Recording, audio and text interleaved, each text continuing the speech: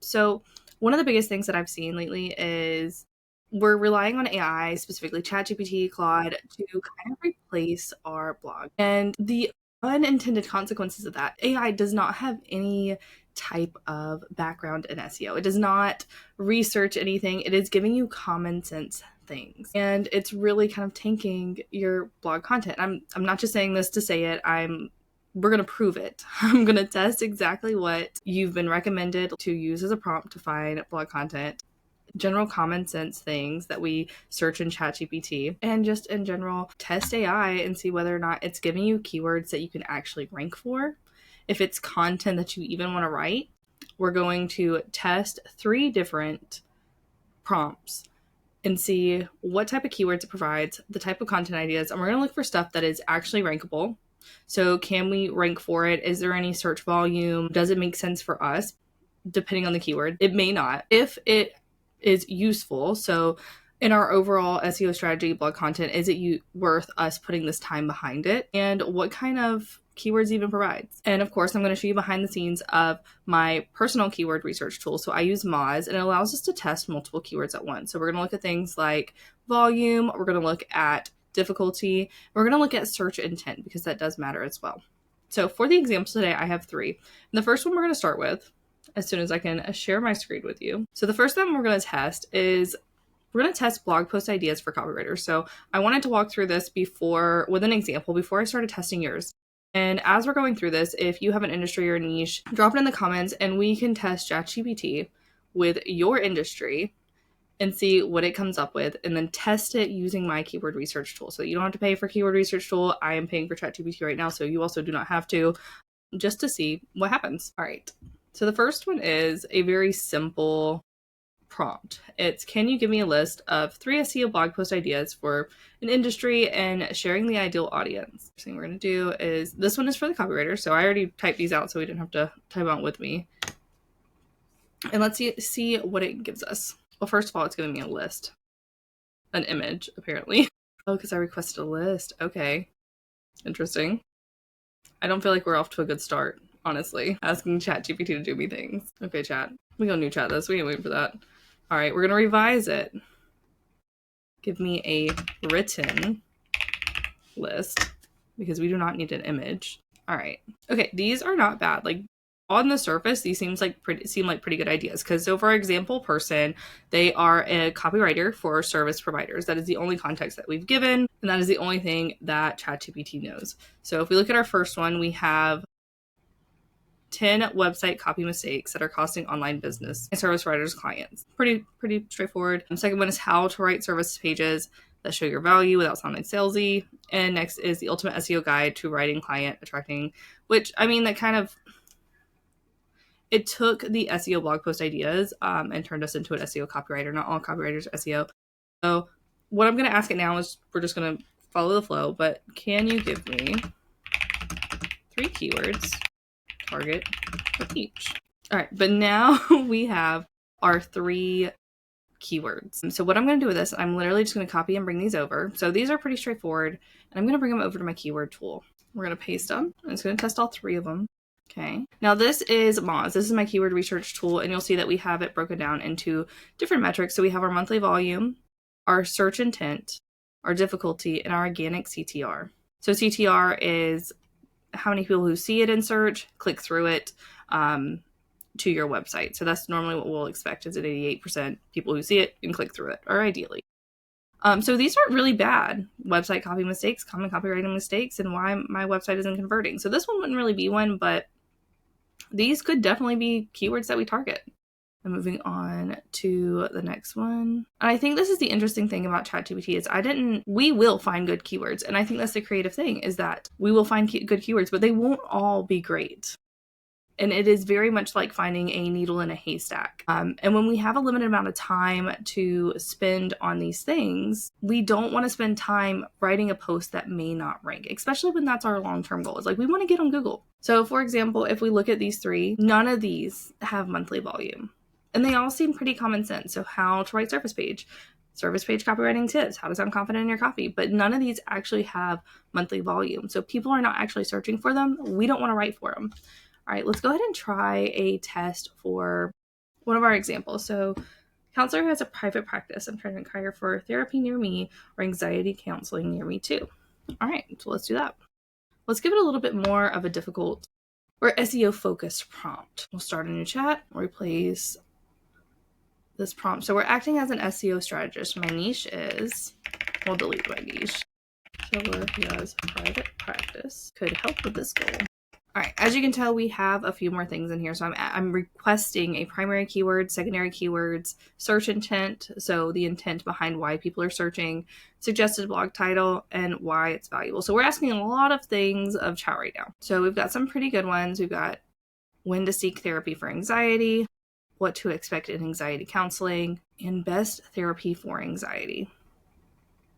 Okay, so off the bat, the only thing that I can say with this is I am a little anxious to see what the search volume is. So we sometimes get into the situation where we have search volume, but what we lack is rankability because we are not big businesses. Like we are not Forbes, we are not specifically like for counselors or therapists even, we're competing against like Psychology Today, and bigger directories. So we have to make sure that can we actually rank for these before we spend our time on them.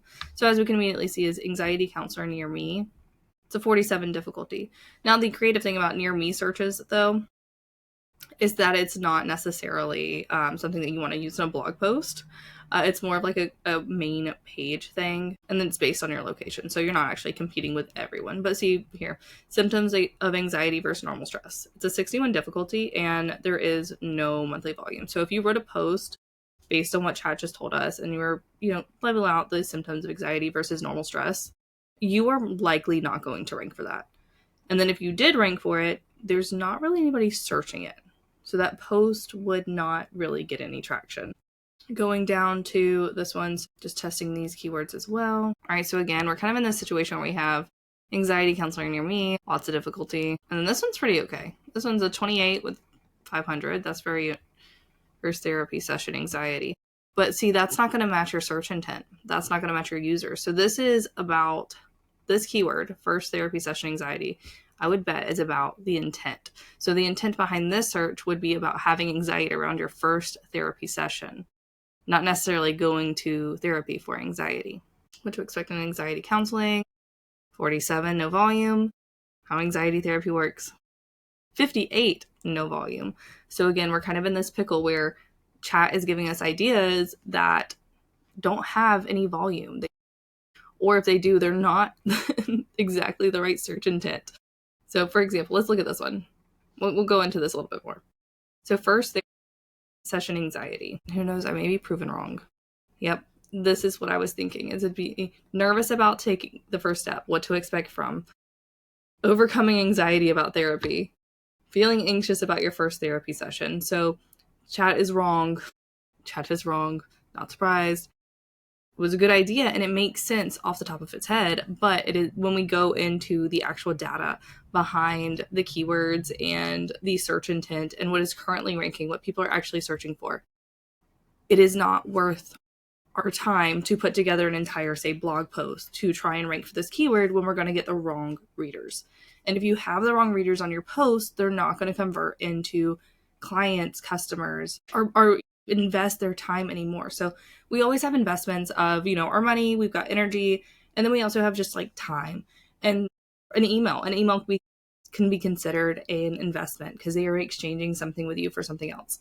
We want them to exchange something with us. We want that time, we want that energy, we want that email, or we want the purchase. And each blog post has to be catered to that. And so when we show up in the wrong places, we can have the strongest call to action. We can have the most connecting content, converting content. But if they are not searching for that in the right first place, they're not going to make that exchange with us. And so that's what this keyword kind of leads to. And what this post would have led to is, we put the energy in, we do the hard work, we create the content. And then even if we do get readers and we start showing up, we don't get the conversions. And so we feel like we've wasted our time on a piece of content that we put our heart and soul into, not to get the results. So moving on to Sarah. So social media strategist for CPG, food, and wellness brands. So you also have a tricky approach. So one of the things for counselors and therapists is that you have big competitors. With Sarah, you have a very niche audience. Like do people know what CPG is? And when we did your SEO, we kind of had this conversation of like, are they product-based businesses? Are they considering themselves CPG brands? And we know that your people are actually considering themselves CPG brands. So we can kind of go in that direction, but we will follow the same process and take a new chat. All right, so this one's a little bit longer. We're taking the, telling ChatGPT to act like something. So act like an experienced blog post content writer specializing in social media strategy for CPG food and wellness brands.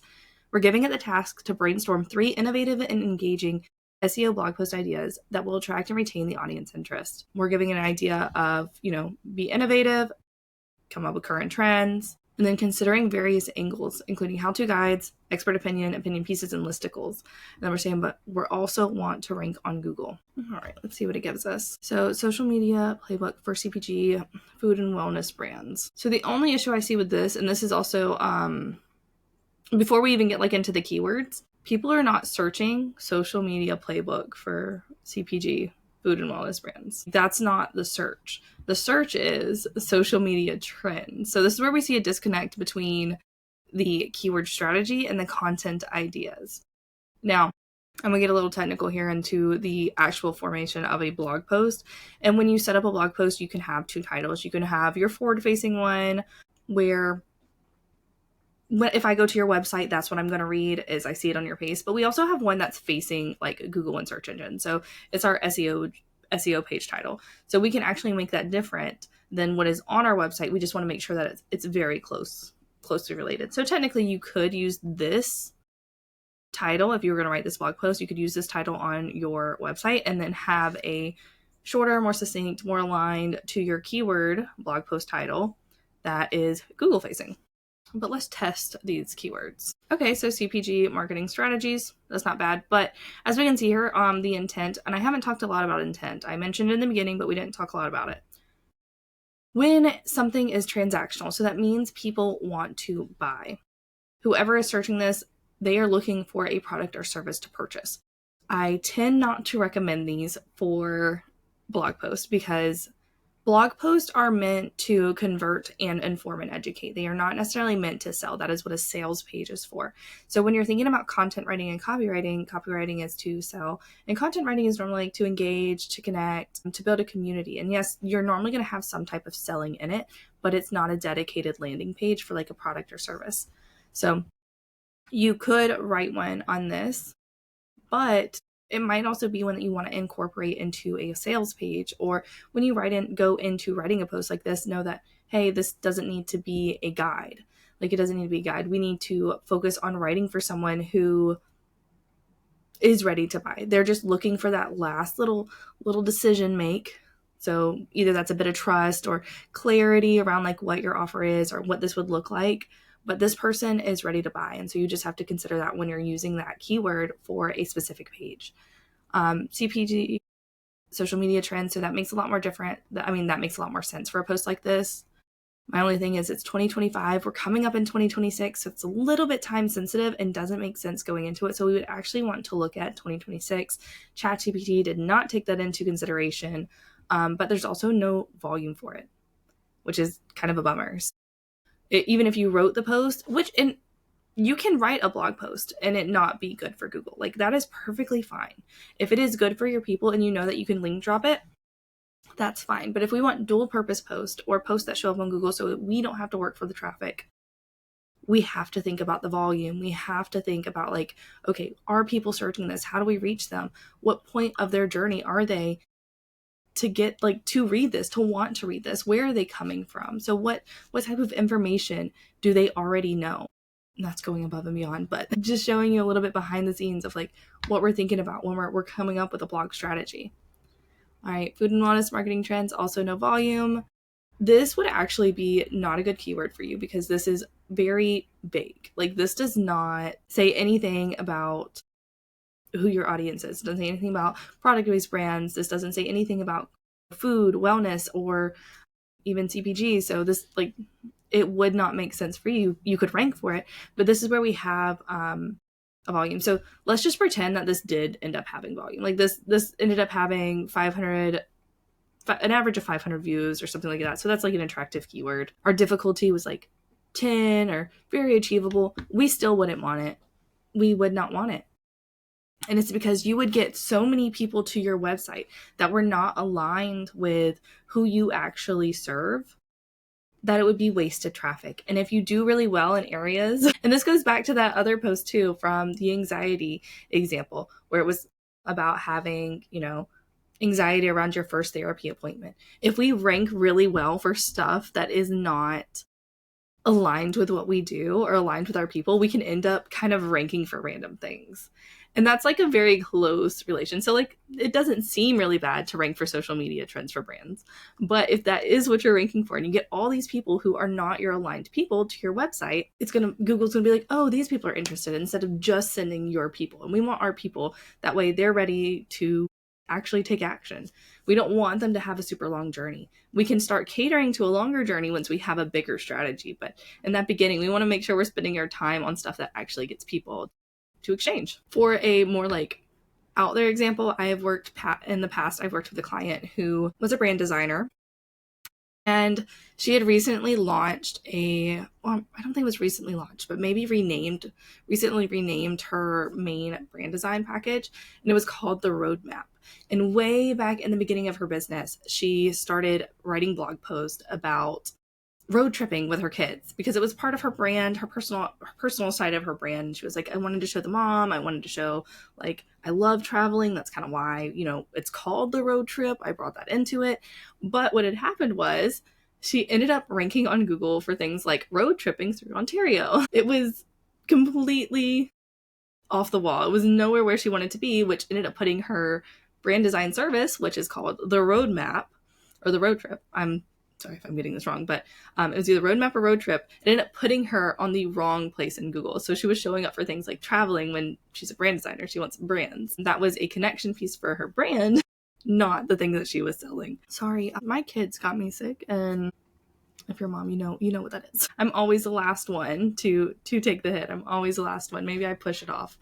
But so that's just something to consider, is we can end up in these wrong places, and then we have to fight really hard to get back to where we want to be.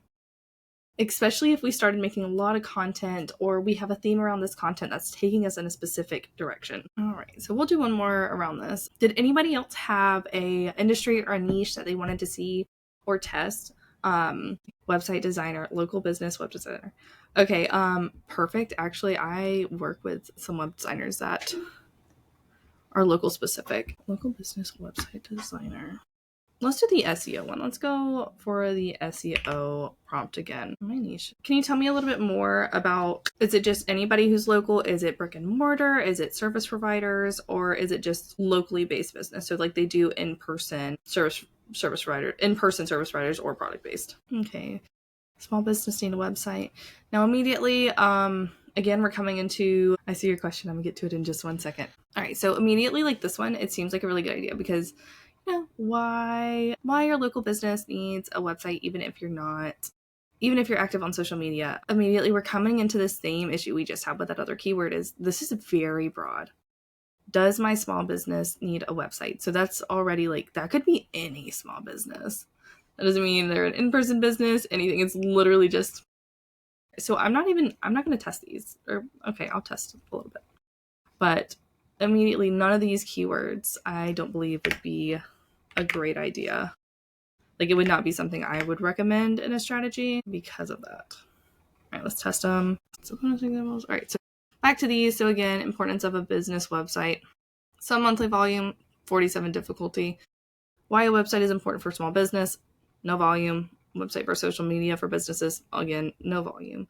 Now, what's cool about this one is I have seen keywords like this that if you get more niche specific at the end of here, you can start finding some volume. Let's look at the importance of a business website. Every business needs a website. Yep, Forbes. So right there, I would have bet money that Forbes was going to be one of the top rankings for this one. And that is a situation that we cannot outrank Forbes in this moment. We cannot outrank Forbes, especially when there's something like this where it's very generalized. We can absolutely take over rankings as small business owners with a little SEO focus and magic. We absolutely can. But a keyword like this, where it's not very niche, there's not a good angle to take, we would want it to be more specific to the people that we serve. So why every local business needs a website would be a good alternative. Yes. All right. So getting into how do we find the right keywords? So we just use a lot of keywords research and then use AI to help us come up with the titles. No, but yes, you could if you really wanted to. You could brainstorm in AI or brainstorm to the right. Like, but keyword research takes up a lot of time. The only reason like I can zoom through this many keywords, I mean, we've been here for almost 30 minutes now, and I've probably researched 20-ish keywords, which I'm talking in between, so maybe 5 minutes.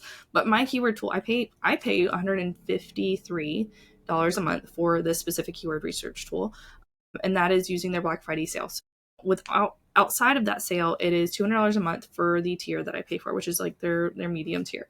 On a regular thing, it is around $100 a month, and you can get the basic, which is like 40, but it limits the amount of keywords. So you're not going to be able to like bulk research like I'm doing right now. You're more than likely going to have to research a singular one, kind of look up what like is popping up, and that is extremely time consuming if you pretty much know what I mean there.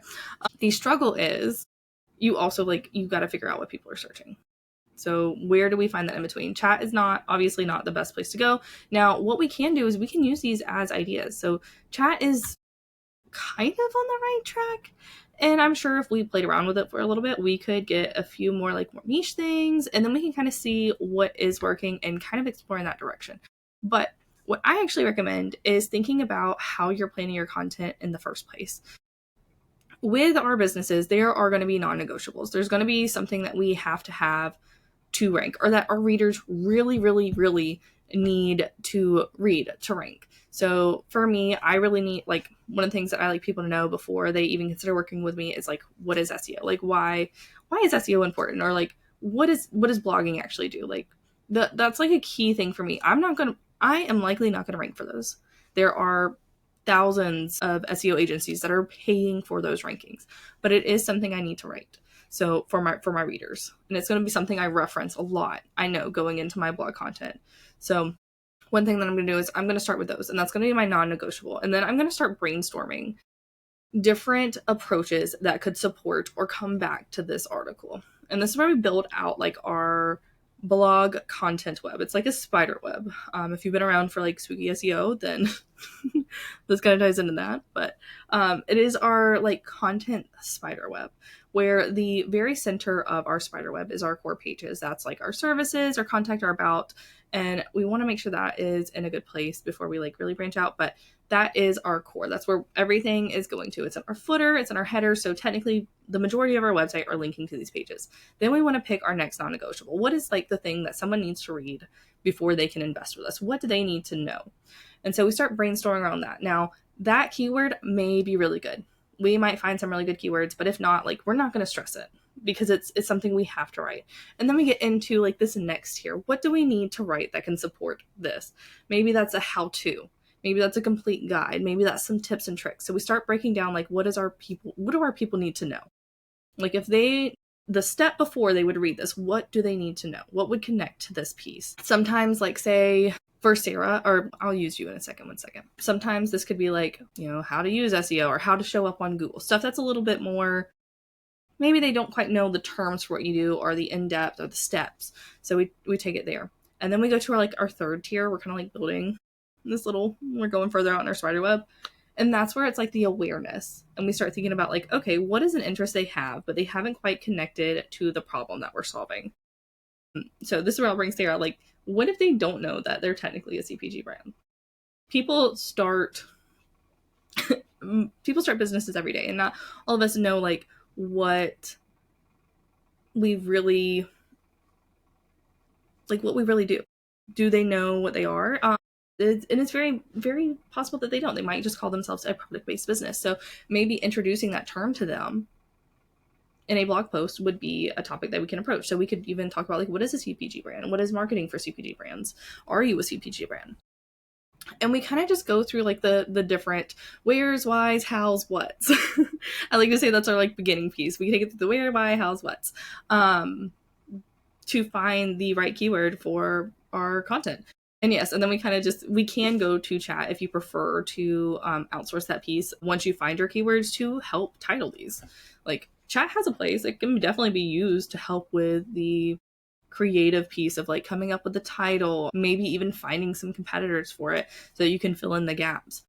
But ultimately it comes down, I always say it comes down to you to kind of like brainstorm that piece and then go to the keyword research. And as you do more keyword research, it comes a little bit easier. So for example, since we're here, let's go ahead and pretend that we are the local business. So we're doing the local business websites. My business website is important for small business. That's for social media. What if we did? You do start local service providers, bookings and inquiries. Need a website. All right. And then we can kind of see like, okay, do therapists need a website? All right. So there's not really any search for this. There's difficulty. And then whatever tool you use, so whether it's Moz or Mangles or like anything, you can kind of see what is also being searched. So how to build a therapy website. Okay. What makes a good therapist website? What do you need to be a therapist? So that's probably not one that we need, but what makes a good therapist website might be an interesting way to go. So we kind of have some ideas here on stuff that might be more achievable. With my tool, I can click through and I can see the ranking, but not all tools do that. So one thing we want to do is maybe what makes a good therapist website. Okay, so now we're kind of getting there. That's a pretty decent difficulty. We always want to keep it a little bit lower, definitely below 40. 93% CTR, so that's really good. Informational, that means people want to learn more about it. And monthly volume is actually not 1, it's 10. 1 is just the minimum. So the average of this time right here. So what makes a good therapist website? So that would be a good route to kind of take for yours. And it's going to look different per person. So for example, you work with local businesses. So we're going to think about the different local businesses that you work with and kind of build out spider webs for each of them, or like a branch of the spider web for each of them, where we have a non-negotiable for that area. And then it kind of branches out based on that. And then they'll have some like ones that will connect through all of them, but that's just something to consider. And then you could go in this direction. So what makes a good therapist website?